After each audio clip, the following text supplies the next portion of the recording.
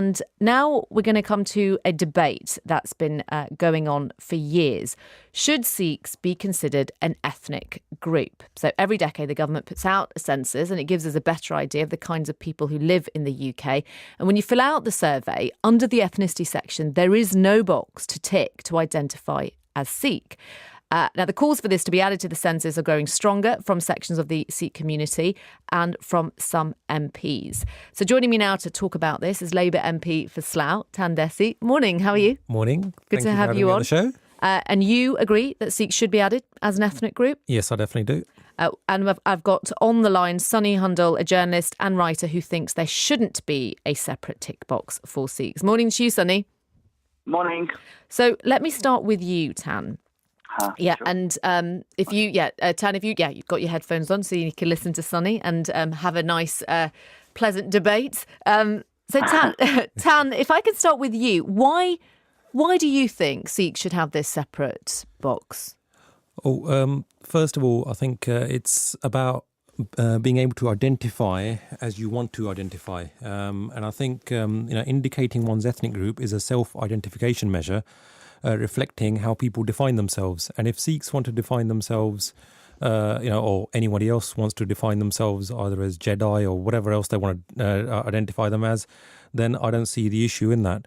And also, being an elected MP, I'm always mindful of what people themselves think and what their views are. And, all the various Sikh organisations, or predominantly, they are heavily in favour of this. I can confirm that during recent meetings. I went recently to Leicester, where the General Assembly of the Sikh Council UK was held, where I had the honour of speaking. And the Sikh Council UK, which is the largest representative Sikh body of gurdwaras from across, that's the Sikh places of worship, Sikh gurdwaras from across the country, and other Sikh religious organisations. And they were all, barring none, in favour. So everybody that had attended that, they were fully in support of that. Why is that? But because do the Sikhs that you speak to, do they feel they're affected because they can't tick a box? And how are they affected? Yeah, so in essence, obviously, I would go on to the other Sikh organisations as well, like the Sikh Federation UK, whose convention I attended in Wolverhampton, attended by thousands. They were also in favour, Sikh Network, etc. Now, the reason why the concentration from the community, and it has been, as you very rightly pointed out, for more than a decade, is simply because the ethnic box is the one which is used by the ONS, the Office for National Statistics, as the guideline when public bodies use that category in order to identify and allocate resources. So around 40,000 public bodies, schools, hospitals, local authorities, police, central government, etc., they're advised by the ONS and use that ethnic box. The religious box, for example, is optional. And that's why in the last census in 2011, there were more than 6,000, a staggering number, that actually ticked the other and ticked Sikh in the ethnic box, but did not tick the religion and the Sikh box because that was optional. As nobody likes filling out forms, and when we're asked to fill forms, we, especially if it's mandatory, then we might do it. But if something is optional, then we wouldn't actually tick that box. And in the last census in 2011, more than 83,000 Sikhs in the UK ticked other and ethnic, to identify themselves as Sikh because they realise the value of that ethnic tick box on which public resources are based. And that's also, by the way, how, hate crime, we've got bullying in schools, all of that would actually come under the domain, within that ethnic category. And that's why I think it's very important. And that's why various organisations and more than 100 MPs and the Sikh APPG, that's the All-Party Parliamentary Group, are fully in favour of this demand of the community. Okay, let me bring Sunny into this. Sunny, do you disagree with this this separate tick box, and why is that? And if you'd like to pick up on any points Tan has made there. Sure. Well, thanks for having me on. I'm a big fan of Tanmanjeet Singh, and I love you too, Sunny. Thank you. Oh, brilliant. Just, Good. So it's going to be a pleasant debate. yeah, exactly. I think this is a debate which needs to be had because it really hasn't been held properly. But I do think that he's been misled on a few points. So, for example, he said there's no Sikh groups against this, which is untrue. The network of Sikh organizations sent out an email saying that they were against this piece of legislation, this campaign. And Lord Inderjeet Singh wrote a long email explaining why. And I'll go on to some of those points. But I think the main issue I have with this is that A, it misrepresents Sikhism. B, it's based on a misreading of the law, the historic law, which is what they're referring to. Thirdly, I think it misleads Sikhs about the fact that, resources are not being allocated against them and they're being discriminated against. And fourthly, it'll end up in embarrassing failure for Sikhs, and I'll explain why.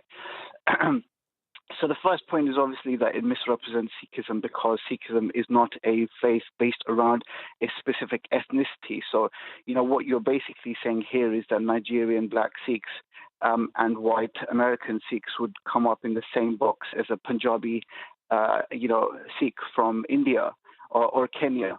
So that would be confusing in itself. And it kind of says that, Sikhism is, is one ethnicity, which clearly it's not. It's a religion for all humanity. So I think that the idea of putting it down to one ethnicity is misleading in itself.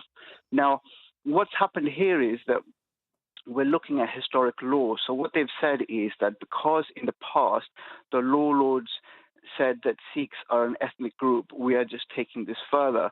But what happened was that in the 1970s, certain cases came up when they said that Sikhs are being discriminated against regardless of the fact that it is race hatred legislation. And because, for example, they were wearing turbans, a boy was turned away from school for wearing a turban, Sikhs weren't allowed to wear a motorcycle. They were forced to wear motorcycle helmets instead of their turbans. So what the law lord said was, rather than making a separate category, what we'll do is we'll just we'll take the Sikhs as an ethnic category as well, like Jews, because Jews were also being discriminated against despite the fact that they were a religion, not a racial group. So they made them a racial group so that discrimination against them would be racist. But you can't take this to a conclusion and say, therefore, we should be allowed to become a complete ethnic group. Because the next time round, then Hindus will say, or Muslims will say, well, if Sikhs are getting this, special category for them so they can get extra resources, why can't we? Why can't Hindus and Muslims also become an ethnic group? And then the whole category becomes useless in the census. It makes no sense then to have Hindus, Muslims, Sikhs next to Indian, Pakistani, Bangladeshi, and all the rest. It's certainly got a point there, Tan. Doesn't it become meaningless if everyone just goes off and defines themselves in different ways? Ultimately, look, we've got to work within the parameters which are set by the government of the time, and by society. Now, with regards to the remarks by Lord Inderjeet Singh, I'm fully aware of that and his network of Sikh organisations. But when I said that the overwhelming majority of Sikh organisations are in favour, but in particular the Sikh Council UK, wherein everybody that had contributed towards that was actually in favour. In 2016, when the ONS actually held their stakeholder consultation, no organisation or individual raised any objections. But it seems now that we're at the 11th hour that an objection, has come in. So it should really have come in 2016. But I understand, the point that Sunny's making. But I think in 1983, the famous Hundal versus Dowley case, which actually categorised, Sikhs as a separate ethnic race, for the purposes of law. Now, that was actually at that time, it should be noted that Lord Inderjeet Singh was one of the supporters of that endeavour. They were using the law and the parameters at that point in time to help the community. That's exactly what we're doing. That's exactly what we're doing in 2017 looking at the demand of the community, looking at what the issues are, looking at how we can tackle hate crime, how we can tackle school bullying, with children, with their patkas, their turbans, when they have discrimination. I myself, when I was at school, somebody tried to pull my turban off and so on. So you got all of those issues.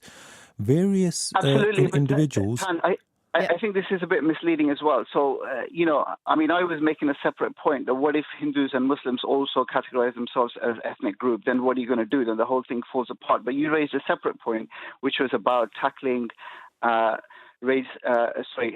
religious hatred. Now, as you know, my brother was also, had faced discrimination because of his turban. And so I'm fully aware of all this, of those issues.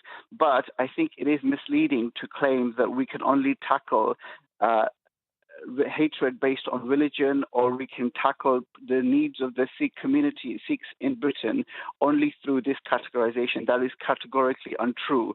And I have asked repeatedly the Sikh Federation and the Sikh Council for evidence that Sikh communities around the UK were being denied any resources because they were categorized as a religious group rather than an ethnic group, and they could offer me no evidence whatsoever. So that what happens is that certain councils or bodies may choose to use ethnic categories for resource allocation, but in many other cases, they use religion to. So, for example, if they want to deal with alcoholism, or they want to deal with heart disease, for example, within the Asian community, then they will say, okay, we have a particular problem with Sikhs, or there's a problem with Muslims. Now, for example, you know very well, there is a Muslim group, British Muslim APPG, which focuses on religious hate crime in the UK. Now, that can be done regardless of whether Muslims are being categorized as an ethnic group or not. So we can tackle these issues regardless of the need for an ethnic. I mean, I want Tan to come in on that. But Sunny, there's Preet Kaur Gill, who's another Labour MP, obviously, wrote a piece in The Guardian saying Sikhs are often ignored in lots of areas like jobs and service provisions. And so there is this discrimination going on. She obviously agrees with having a box to tackle that. Again, that doesn't stand up, because actually Sikhs have a much higher rate of employment than Muslims do in the UK.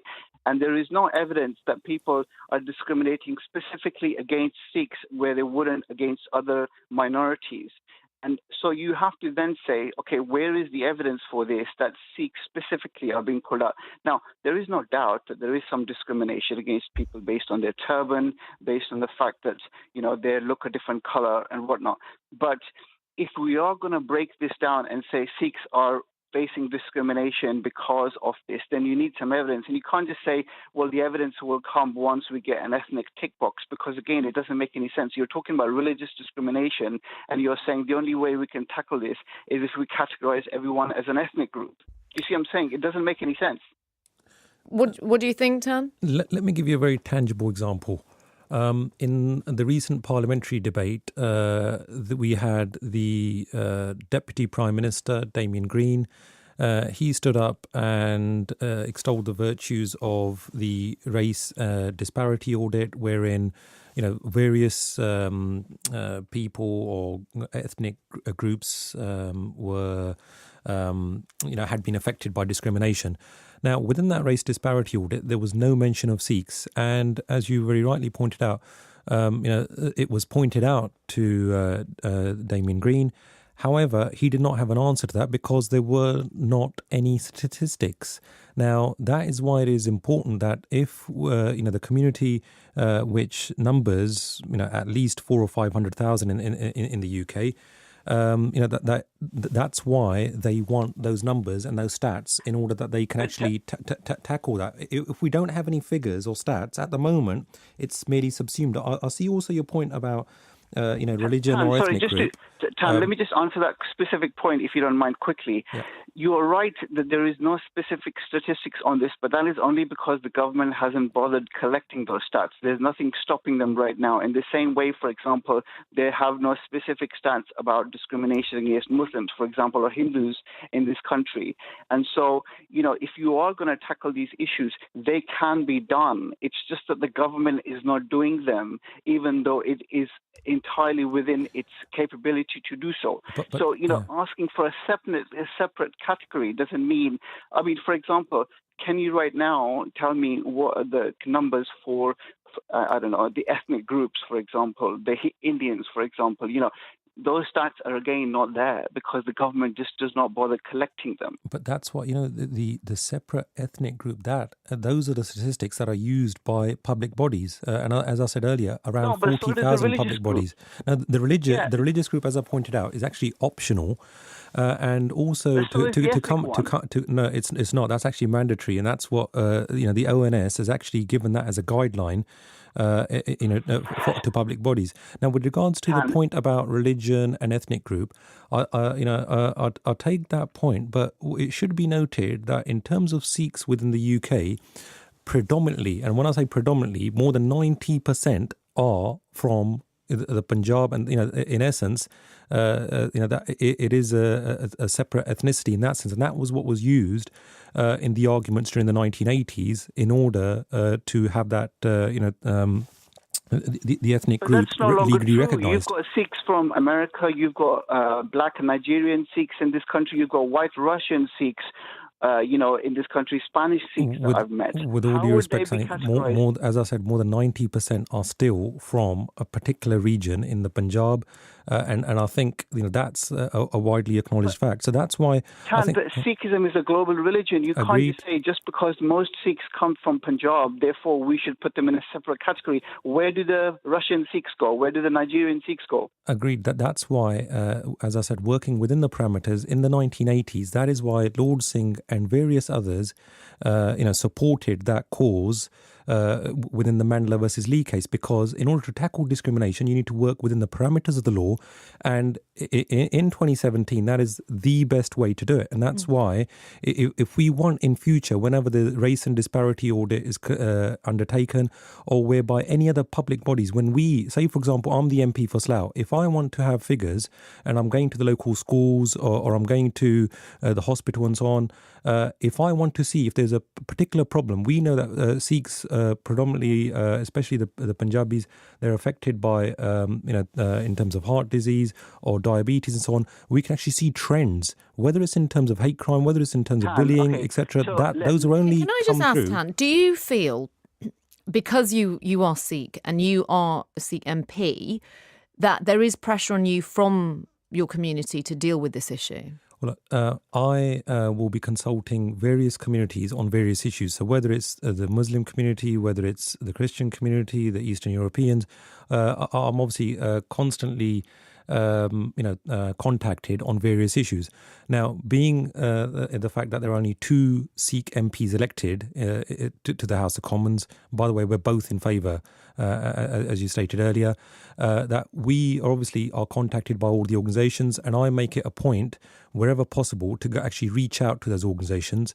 And as I said, whether it's the Sikh Council UK, whether it's the Sikh Federation, the Sikh Network...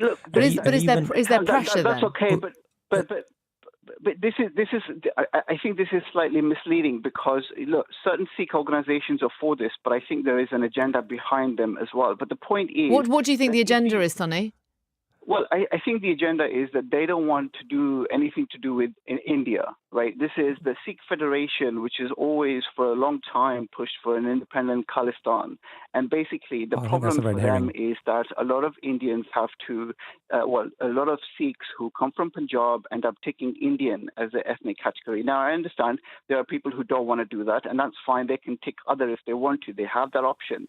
So I think it's misleading to say that they have to tick Indian. We don't have someone from the Sikh Federation to talk, but you're just shaking your head at this, Tan. I mean, I would... If you are a white Russian Sikh and you take Sikh religion but white as your ethnicity, then according to what these guys are doing now, you will then get taken out of the system, and then you will no longer be counted as a Sikh. And that's the biggest problem I have, because there are a lot of Sikh converts and they are not from Punjab, and they will be completely left out of this. Obviously, I've already answered We'll have to wrap up in a moment. In that more than 90% are from a particular region, and that's why we need to identify the issues with them, and that's where the demand is. With regards to the Sikh Federation, well, I think that's a complete red herring in the sense that it is not merely the Sikh Federation, as I said before, the largest representative body, Sikh Council UK. In terms of Sunny's late brother Jagraj Singh, who I had a lot of time for, a university friend of mine, his organisation's Basics of Sikhi, and various other student groups. I can rattle off several names. They are all in favour, whether it's the Akhand Kirtani Jatha, whether it's remember all that of them. Jagraj married a white Russian Sikh, right? So according to your campaign, she would not be counted as she would be taken out of the whole equation because she's not an ethnic from Punjab. That's my point here. You are excluding a lot of Sikhs who are not from Punjab, and you're confusing the whole category. And if Hindus and Muslims later on say, well, we also want to be categorized as an ethnic group because Sikhs are getting special dispensation, then the whole thing just falls apart. Okay, if you can just answer that, Tan, then we'll wrap up. As I said, indicating one's ethnic group is a self-identification measure. If a community wants to identify and define themselves in a particular way, then they should be allowed to do so. Given that probably more than 95% of the community is from a particular ethnic group and race, and they want to identify the problems, they want to have resources allocated accordingly, they want to be taken seriously, given that they're 1% of the population, I don't see any problems with that. Whether somebody is from a Russian background or an African background, they will still be a Sikh. There is nobody's going to exclude them from being a Sikh. They're still part of the Panth. That's not a problem. I think it's merely in terms of the census and the allocation of resources, and that's why I'm supporting that call. I'm going to have to wrap up, and I should say for our listeners... Can I make one final point? Very quickly, Sunny, very quickly. Yeah, this idea that Sikhs are not getting their resources because they're not a religious category, an ethnic category, is categorically untrue. The government can right now, and Sikh MPs should be pushing for... They haven't done anything. They haven't done anything, Sadi, my brother. They haven't. And I think that and that it's your job to say that we need these stamps. That's exactly why I'm doing my job. I'm listening to the community and I'm taking action. Sure, and that can be done. And the point is, this can be done without an ethnic tick box. And it just makes Sikhs look like they're all from Punjab, which is just against the faith as well as against facts. Okay. I'm sure we're going to talk about this again, Dan and Sunny. And you guys are good friends, right? Yeah, don't worry. Sometimes you just got to agree to disagree on issues. There are several issues which we agree upon, but this is just one of those. And this is one that's ongoing as well. Really appreciate both of you coming on talking about it. That's Labour MP for Slough, Tan Dhesi, who believes that Sikhs should be added as an ethnic group in the census, and Sunny there on the phone, journalist and writer who thinks the complete opposite.